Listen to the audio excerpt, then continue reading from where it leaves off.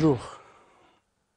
Dans cette séance, on va faire une lecture du programme de sciences et technologies mécaniques. Niveau deuxième année, l'unité conception. Pour ce faire, on va essayer de voir les compétences au cours de l'année. Les compétences attendues seront, premièrement, compétence numéro 1. Chercher des réponses ou des solutions à des problèmes en utilisant des démarches scientifiques et technologiques. La deuxième compétence, exploiter positivement ses connaissances scientifiques et technologiques. Troisième compétence, communiquer à l'aide des langages scientifiques et technologiques appropriés. Pour la compétence numéro 1, chercher des réponses ou des solutions à des problèmes en utilisant des démarches scientifiques et technologiques. Cette compétence se décompose en des compétences transversales. La première, c'est 1. Cerner un problème. Cette compétence transversale se construit en identifiant les caractéristiques scientifiques ou technologiques du problème, reconnaître les éléments pertinents, formuler le problème. La deuxième compétence transversale concernant la première compétence, c'est C1-2. Choisir un scénario d'investigation ou de conception de produits. Cette compétence transversale se construit par, premièrement, proposer divers scénarios, tenir compte des contraintes, retenir un scénario adéquat, justifier ses choix, planifier sa démarche. La troisième compétence transversale, C1-3, caractériser sa démarche. Elle se construit aussi en suivant les étapes de la planification, au besoin ajuster ses manipulations, revoir sa planification ou chercher une nouvelle piste de solution. La compétence transversale 4, C1-4, évaluer ses résultats ou ses solutions. Elle se construit par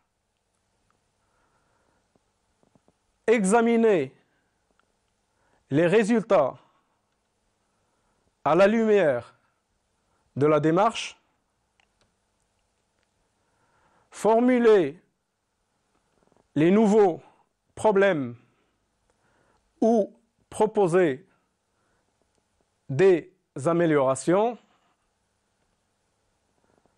tirer des conclusions. Pour la compétence numéro 2, qui est exploiter positivement ses connaissances scientifiques et technologiques. Elle se décompose, elle aussi, en des compétences transversales. La première, c'est C2.1, la compétence transversale relative à la deuxième compétence est la suivante. Prendre conscience des retombées de la science et de la technologie. Elle se construit par, premièrement, aborder les retombées de la science et de la technologie sur l'individu, sur la société, sur l'environnement et l'économie. Les situer dans leur contexte social et historique et examiner leurs effets sur le mode de vie des individus. La compétence transversale 2, C2.2, comprendre le fonctionnement d'objets techniques. Elle se construit par, premièrement, manifester de la curiosité à l'égard de certains objets techniques. Deuxièmement, s'interroger sur leur fonctionnement et leur fabrication. Troisièmement, au besoin, les démonter. En identifiant les différentes pièces, les matériaux et les types de liaison, sans donner une représentation schématique, expliquer leur fonctionnement. La compétence transversale 3, relative à la deuxième compétence, C2.3, comprendre des phénomènes naturels. Elle se construit par, premièrement, se poser des questions sur son environnement. Deuxièmement,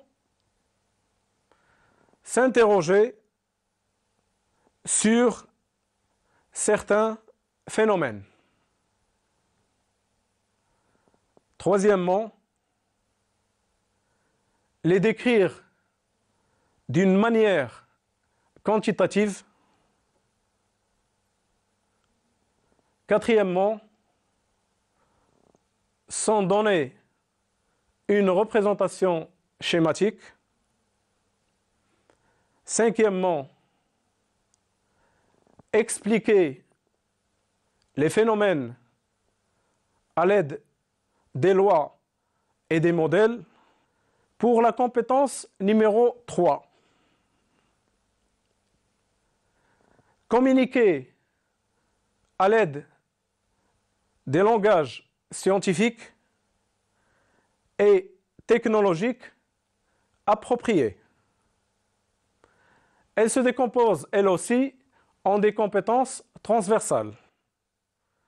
La première compétence transversale, c'est 3.1,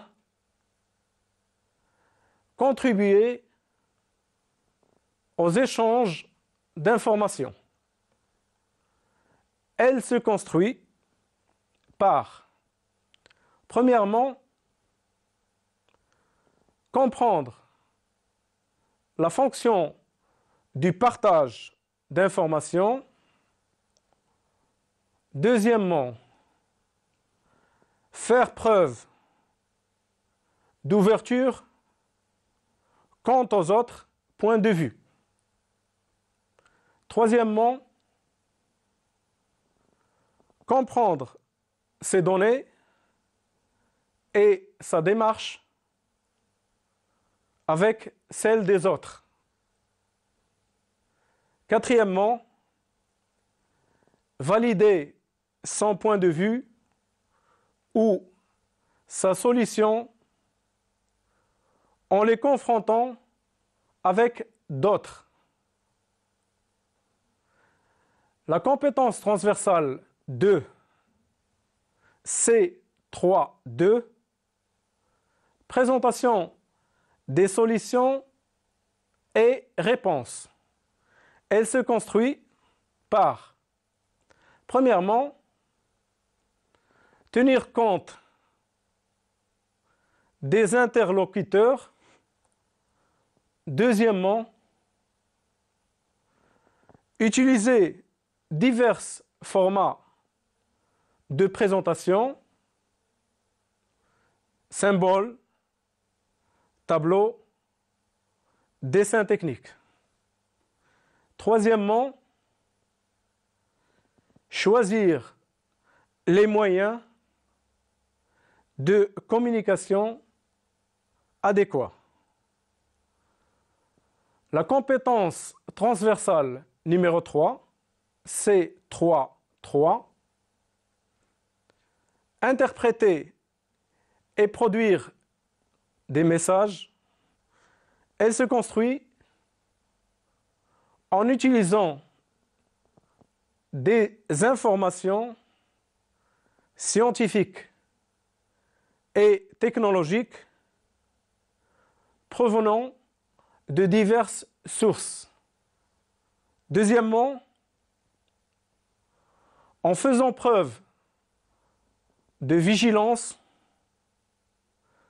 quant à la crédibilité des sources. Troisièmement, en respectant les règles et conventions des présentations propres à la science et à la technologie. Donc, on vient de voir les différentes compétences et les différentes compétences transversales et les compétences afin d'aboutir à ces compétences. Maintenant, on va voir comment on peut atteindre les différentes compétences citées précédemment. L'étude des différentes fonctions génériques est nécessaire. Fonctions génériques. On a 7 fonctions génériques. La première fonction générique, c'est la fonction acquérir l'information. La deuxième fonction, c'est la fonction traiter l'information.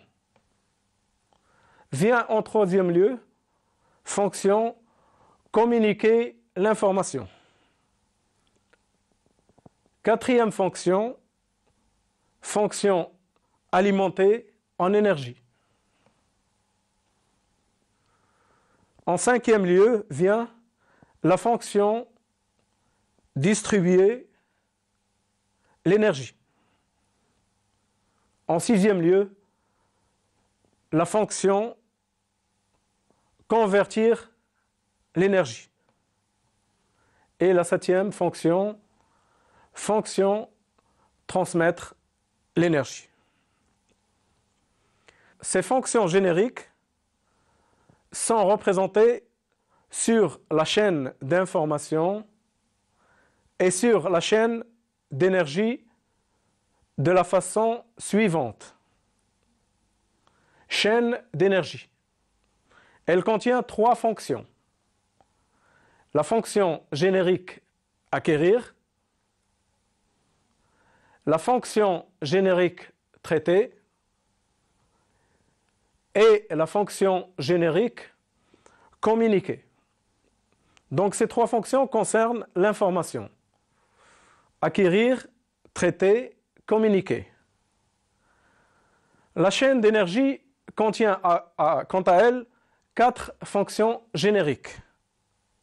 La première, c'est la fonction alimenter. Vient ensuite la fonction générique distribuer. La troisième fonction, c'est la fonction convertir.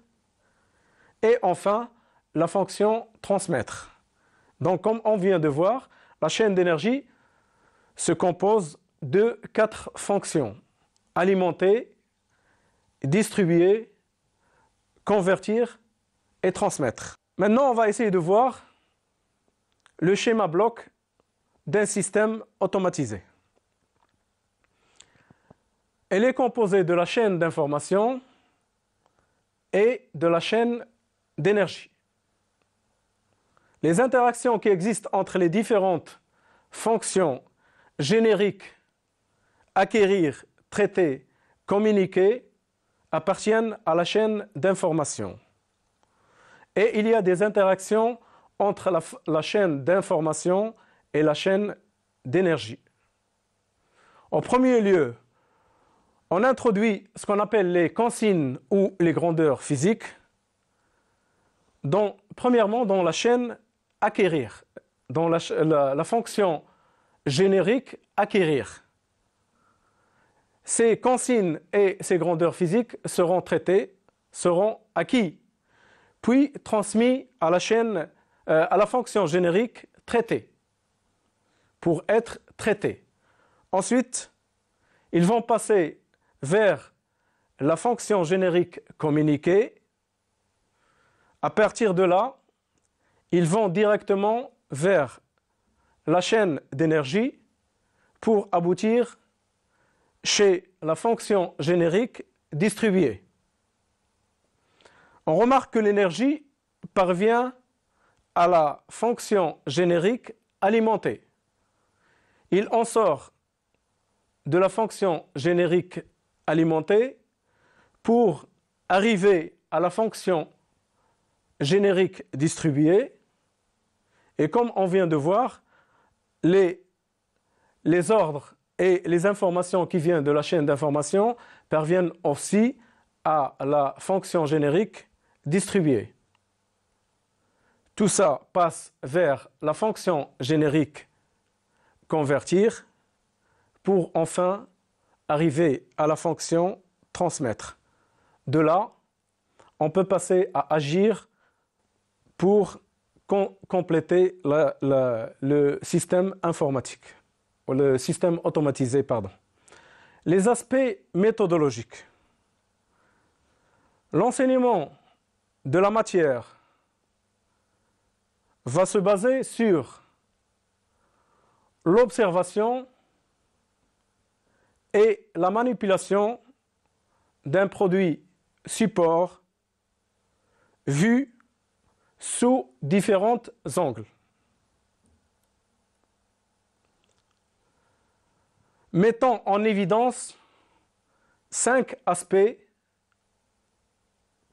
considérés comme fondamentaux dans l'acquisition du savoir pluridisciplinaire.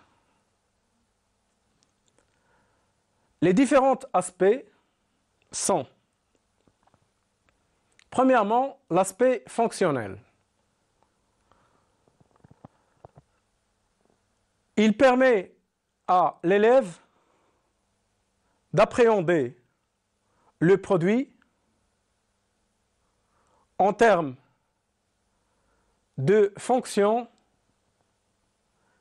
répondant à un besoin donné,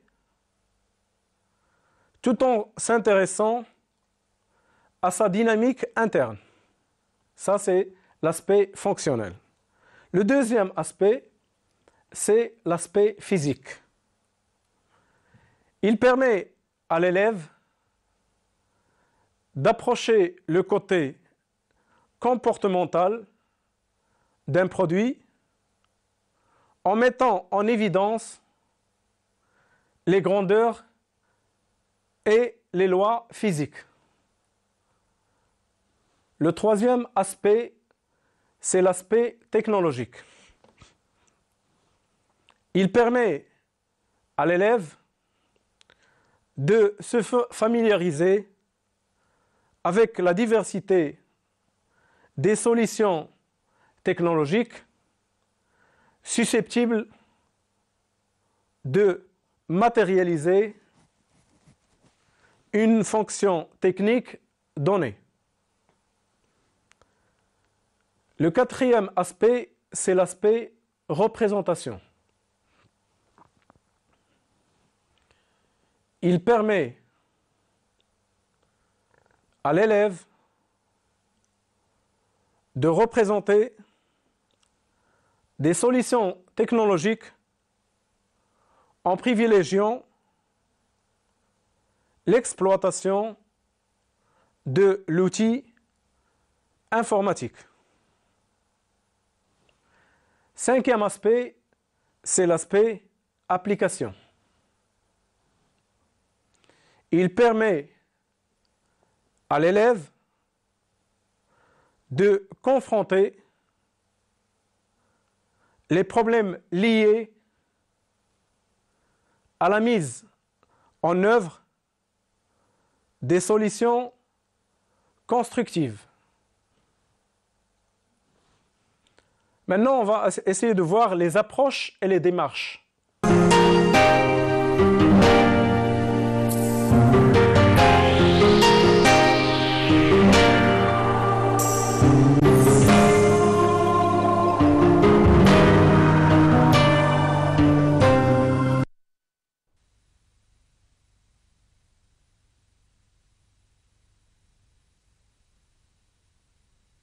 الله أكبر الله أكبر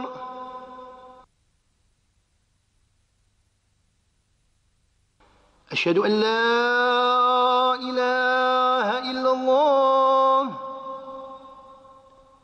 أشهد أن لا إله إلا الله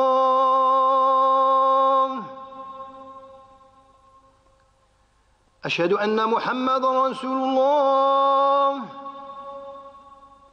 أشهد أن محمد رسول الله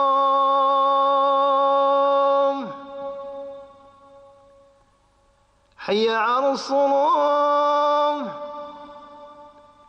حي على الصلاة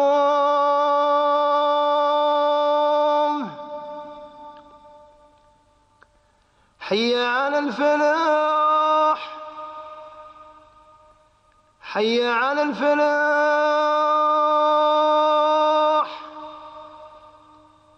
الله أكبر الله أكبر لا إله إلا الله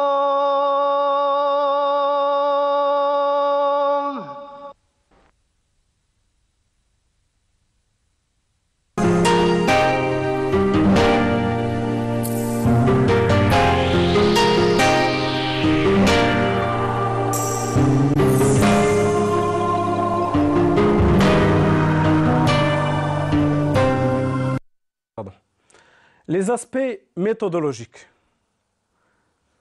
L'enseignement de la matière va se baser sur l'observation et la manipulation d'un produit support vu sous différents angles. Mettons en évidence 5 aspects considérés comme fondamentaux dans l'acquisition du savoir pluridisciplinaire. Les différents aspects sont, premièrement, l'aspect fonctionnel. Il permet à l'élève d'appréhender le produit en termes de fonctions répondant à un besoin donné, tout en s'intéressant à sa dynamique interne. Ça, c'est l'aspect fonctionnel. Le deuxième aspect, c'est l'aspect physique. Il permet à l'élève d'approcher le côté comportemental d'un produit en mettant en évidence les grandeurs et les lois physiques. Le troisième aspect, c'est l'aspect technologique. Il permet à l'élève de se familiariser avec la diversité des solutions technologiques susceptibles de matérialiser une fonction technique donnée. Le quatrième aspect, c'est l'aspect représentation. Il permet à l'élève de représenter des solutions technologiques en privilégiant l'exploitation de l'outil informatique. Cinquième aspect, c'est l'aspect application.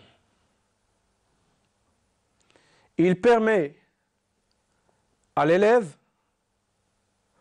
de confronter les problèmes liés à la mise en œuvre des solutions constructives.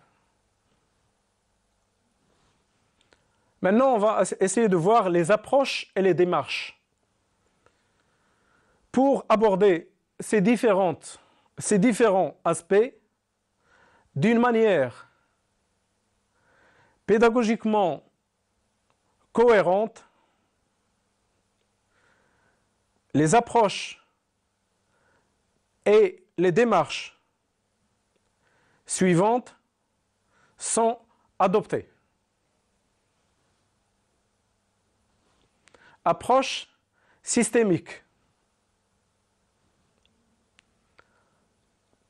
En se basant sur un produit support, l'enseignant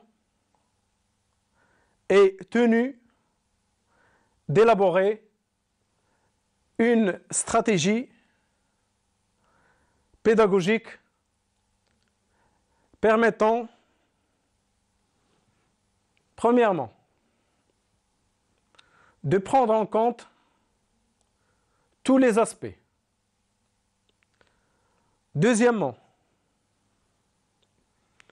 dans une approche globale et intégrée. Troisièmement, en respectant la cohérence des contenus. La démarche inductive. Les méthodes pédagogiques utilisées seront basées sur l'observation et la manipulation comme canaux d'acquisition des connaissances et d'appropriation des concepts. Approche par problème. En partant d'une situation réelle de problème, l'élève apprend à chercher la solution optimale. La démarche de projet. Dans cette démarche, l'élève apprend à mener au sein d'un groupe un projet et à l'étudier. L'élaboration d'une situation d'évaluation. Donc on va maintenant essayer de voir comment on peut faire une évaluation. Donc une situation d'évaluation ou une SEV. Pour faire une évaluation, une situation d'évaluation, on doit faire le choix de là où des compétences à évaluer.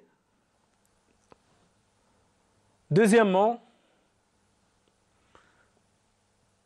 la construction d'une situation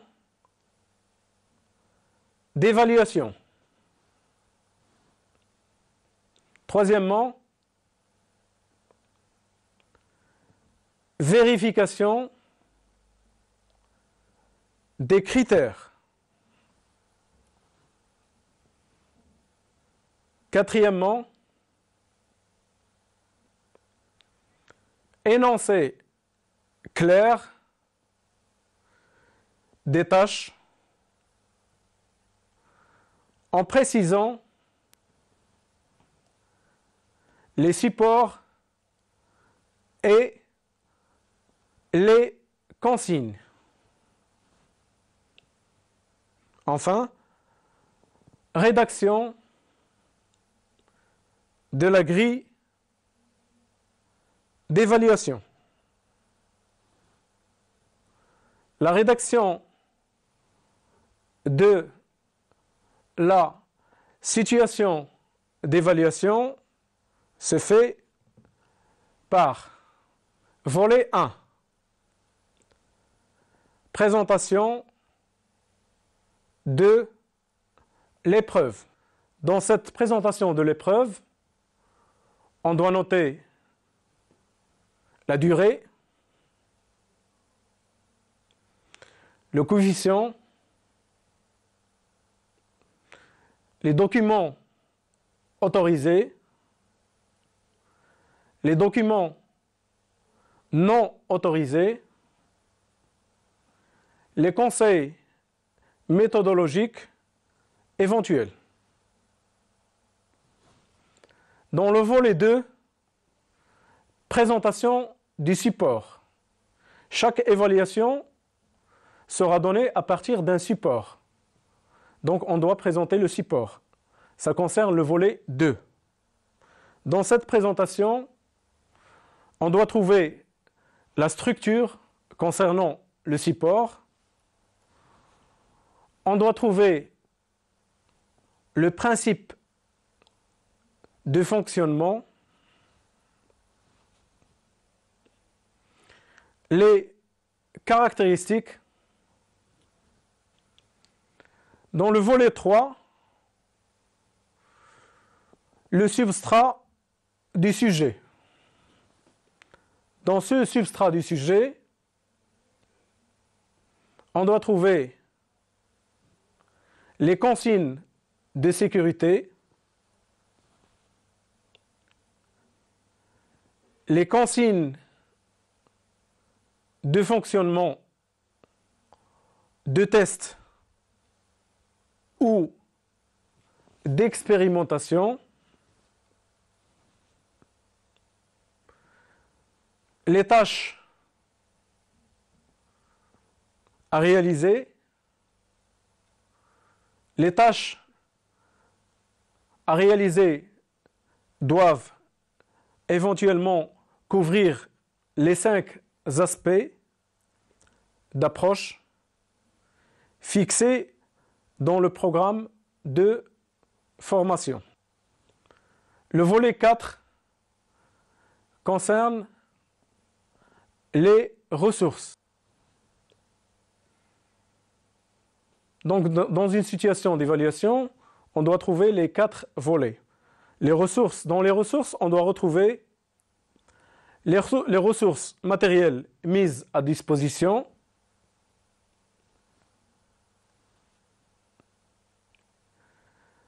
les ressources documentaires à exploiter et enfin la grille d'évaluation.